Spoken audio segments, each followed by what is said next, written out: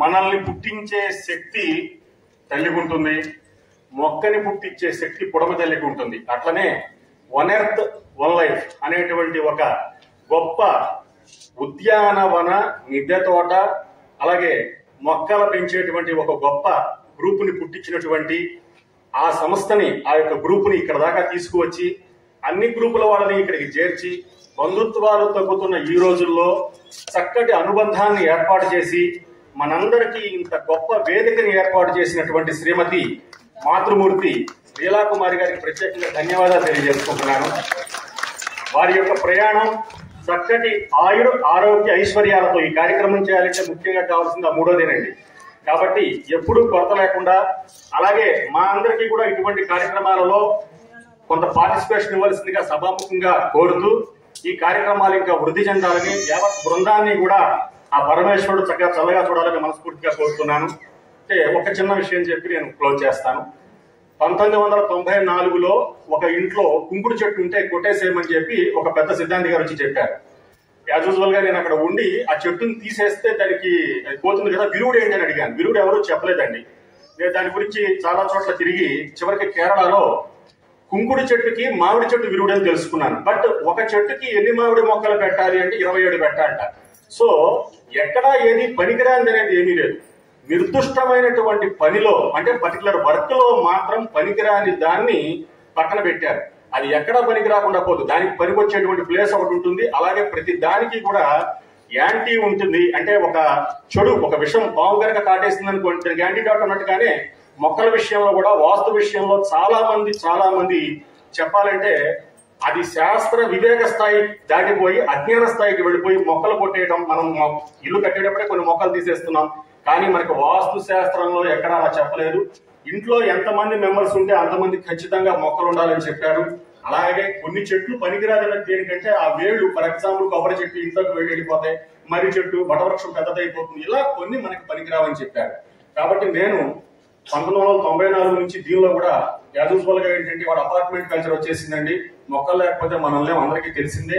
అయితే కొన్ని మొక్కలు దొడ్లో ఉంటే మంచిది, వాటిని ఇవాళ మనం నేల మీద పెట్టి పెంచే ప్లేస్ లేదు కాబట్టి వాటికి బోన్సాయిని నేను కొన్ని సంవత్సరాలుగా ప్రిఫర్ చేస్తూ, బోన్సాయి పనికొస్తుంది పనికిరాదని వాదన ఉన్నాయి. అది శుద్ధ తప్పు. అది అచ్చంగా మనదే. మహాభారతంలో మరుగుజ్జ వృక్షాలని యుద్ధానికి తీసుకెళ్లాలనే వాక్యం స్పష్టంగా రాసి ఉంది. పిల్లలు ఇక్కడికి వచ్చిన వాళ్ళందరికీ ముఖ్యమైన బాధ్యత ఏంటంటే, మేమందరం 50 రీచ్ అయిపోయాం, 50 క్రాస్ అవుతున్నాం, half of the life is gone. So ఇక్కడ దాకా ఇట్లాంటి పెద్ద కార్యక్రమాలు పెట్టి తీసుకుని ఈ కార్యక్రమాల ద్వారా విజ్ఞానాన్ని, మొక్కల పెంపకాన్ని అందజేస్తున్నటువంటి ఈ కార్యక్రమాలలో పిల్లల్ని భాగస్వాములు చేసి ఇక్కడి నుంచి ముందుకి వాళ్ళని తీసుకువెళ్లే విధానంగా ఏర్పాటు చేయవలసిందిగా కోరుతున్నాను. మహాభారతంలో ఒకటి ఉంటుందండి, ఇక్కడ లేనిది ఎక్కడా లేదు, ఇక్కడ రానిది ఎక్కడా రాదు. కాబట్టి ఈ మొక్కల విషయంలో మహాభారతంలో గాని చరక సంహితలో ఈ మరుగుజ్జు వృక్షాల యొక్క ప్రాశస్త్యం స్పష్టంగా చెప్పారు. కాబట్టి ఈ చెట్లు ఏ రకంగా తప్పు లేదు, అందరూ పెంచుకోవచ్చు. కాబట్టి ఇలా మొక్కల విషయంలో ఏదైనా సందేహం ఉంటే లీలాకుమారి గారి గ్రూప్ లో నేను ఉన్నానండి, వన్ ఎర్త్ వన్ లైఫ్ లో. మీ యొక్క సందేహాలు అడగండి, తప్పనిసరి తెలియజేస్తాను. మొక్కలను మాత్రం విరివిగా పెంచండి. అట్లాగే పెంచిన దాన్ని పూజలకి అనేటువంటి ఉద్దేశంతో చాలా వరకు వేస్ట్ చేస్తున్నారు. కాదు, ఖచ్చితంగా కొన్ని మనం తినవలసినవి ఉన్నాయి. దానిలో ముఖ్యంగా తులసి, ఈ మారేడు ఇత్యాదులు ఉన్నాయి. వాటన్నిటి గురించి కూడా మీకు యూట్యూబ్ లో ఇప్పుడు జాజి గారు చెప్పినట్టుగా మంచి వీడియోలు చాలా మంది చదువుతున్నారు. కాబట్టి అదంతా కూడా మీరు అందులో విజ్ఞానాన్ని నేర్చుకోండి. ముఖ్యమైన విషయం ఏంటంటే, మనము పెంచినటువంటి మొక్కల యొక్క ఫలితాన్ని మనం ఆస్వాదించకుండా దాన్ని వదిలేయడం కూడా తప్పే. కాబట్టి మనం పెంచుకునే మొక్కలు మనం తినాలి, ఇంకొకటికి పంచాలి. ఈ పంచే విధానంలోనే మనలో ఎక్కువ స్నేహభావం ఏర్పడుతుంది. ఇంకొకటి ఏంటంటే, లాస్ట్ అండ్ ఫైనల్ అంటే, పంచభౌతిక శరీరం ఉంది. పంచభూతాలతో కూడి ఉన్నది వాస్తు మీద మనం నివసిస్తున్నాం. మనం ఇక్కడికి ఉచితంగా గాలి పీల్చుకుంటానికి వచ్చాం. కాబట్టి ప్రకృతిని నాశనం చేసే హక్కు మనకి లేదు. కాబట్టి ఉచితంగా గాలి పీలుస్తున్నంత కాలం మనం ఖచ్చితంగా భూమికి ఉచితంగా మనం మొక్కలు పెట్టి వెళ్తూనే ఉండాలి. కాబట్టి చనిపోయే లోపు ప్రతి ఒక్కళ్ళు ఖచ్చితంగా కనీసం ఒక్క మొక్కైనా పెట్టండి. మరొకటి, ఇంత గొప్ప వేదికలో నాకు చిన్న అవకాశం అండి.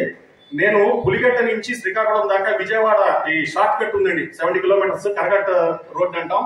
పులిగట్ట టు శ్రీకాకుళం 2013లో నేను 10,000 మొక్కలు పెట్టానండి. అప్పుడు ఫారెస్ట్ ఆఫీసర్ మోహిని విజయలక్ష్మి గారి సౌజన్యంతో. ఇవాళ చెట్లు అయినాయి. ఆ 20 కిలోమీటర్లు పచ్చదనంగా చాలా బాగున్నాయి. ఇవాళ ఫోటోలు చూపుతున్నారు, వీడియోలు తీసుకుంటున్నారు. కాకపోతే ఒక మంచి పని చేసేటప్పుడు ఏదైనా విఘాతం కలిగితే ప్రశ్నించవలసినటువంటి అడ్డుకొనవలసినటువంటి విధానం కూడా అందరిలో ఉందండి. అందరూ మొక్కలు పెట్టలేకపోవచ్చు, కానీ మొక్కకి నీళ్లు పోయగలుగుతాం. మొక్కకి నీళ్లు పోయలేని వాడు కూడా మొక్కని ఎవరన్నా కొడుతుంటే వచ్చి ఆపేసేయాలి. ఆ టైంలో మా ఎక్స్ సర్వీస్ మ్యాన్ రమణ బాబు గారు నేను ఇద్దరం వెళ్ళామండి. నిజంగా సినిమా పక్కీలో ఒక కాంట్రాక్టరు ఆ చెట్లని ప్రొక్లైన్లో కొట్టేస్తుంటే ఏదైతే అవుతుందని ఆ ప్రొక్లైన్ కిందకి మా కారు తీసుకెళ్లి ఇట్లా ఆపేసాం. దేవుడి దేవల్ల అప్పుడు కలెక్టర్ గారు వచ్చి లక్ష్మీకాంతం గారు 10 minutes లో మాకు రెస్పాండ్ అయ్యారు. 15 minutes లో మొత్తం వాళ్ళ మీద యాక్షన్ తీసుకున్నారు. కాబట్టి కొంచెం మేము ఈవెంట్స్ లో కొంచెం పెద్దగానే వెళ్ళున్నాం. ఇందులో చిన్న స్థాయి నుంచి పెద్ద స్థాయి కష్టాలన్నీ పడున్నాం. ఈ స్థాయికి లీలాకుమారి గారు వచ్చారంటే వారి మీద పడ్డ రాళ్లకి పునాదే వేసుకున్నారో, బ్రిడ్జే కట్టుకున్నారో. ఇప్పుడు ఈ 1 year 1 life ద్వితీయ వార్షికోత్సవం అని చెప్పేసింది. కాబట్టి ఈ టీం ఇంకా వృద్ధి చెందాలని మనస్ఫూర్తిగా కోరుతూ నాకు ఇంత అవకాశం ఇచ్చిన మీ అందరికీ కూడా ధన్యవాదాలు తెలియజేసుకుంటూ సెలవు.